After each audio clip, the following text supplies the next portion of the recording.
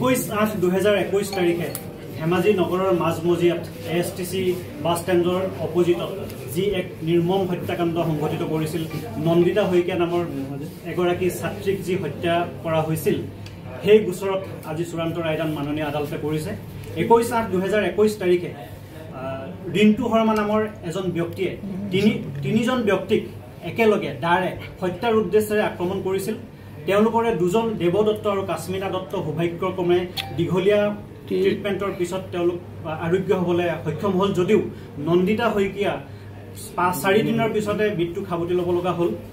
আৰু পিতৃ মাতৃৰ জীৱিত কালত সন্তানৰ মৃত্যুৰ যি এক বেদনা, সেই বেদনা তেওঁলোকৰ পিতৃ মাতৃয়ে সহিব লগা হ'ল।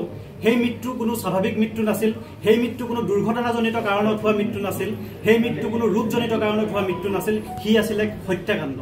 আৰু প্ৰচুৰ সম্ভাৱনাপূৰ্ণ মেধাৱী ছাত্ৰী নন্দিতা শইকীয়া আমাৰ মাজৰ পৰা চিৰবিদায় ল'লে। আমি যিমান ইচ্ছা কৰিলেও তেওঁ পৰিয়ালৰ মানুহে যিমান ইচ্ছা কৰিলেও কোনো কালে কোনোদিনে তাইক আৰু উভতাই নাপায়। গতিকে এটা প্ৰচুৰ সম্ভাৱনাপূৰ্ণ প্ৰতিভাৰ শেষ হ'ল।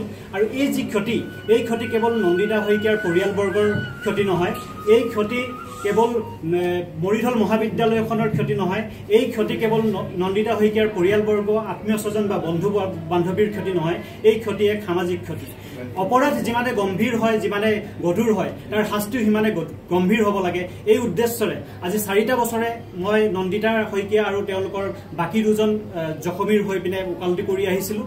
আৰু আমাৰ উদ্দেশ্য এটাই আছিল, যিহেতু অপৰাধ গম্ভীৰ, গতিকে ইয়াৰ শাস্তিও হ'ব লাগে গম্ভীৰ। আৰু তাৰ পৰিণতিত আজি মাননীয় আদালতে চূড়ান্ত ৰায়দান কৰি ৰিণ্টু শৰ্মাক ভাৰতীয় দণ্ডবিধি আইনৰ 302ত মৃত্যুদণ্ডৰে দণ্ডিত কৰিছে। ধন্যবাদ।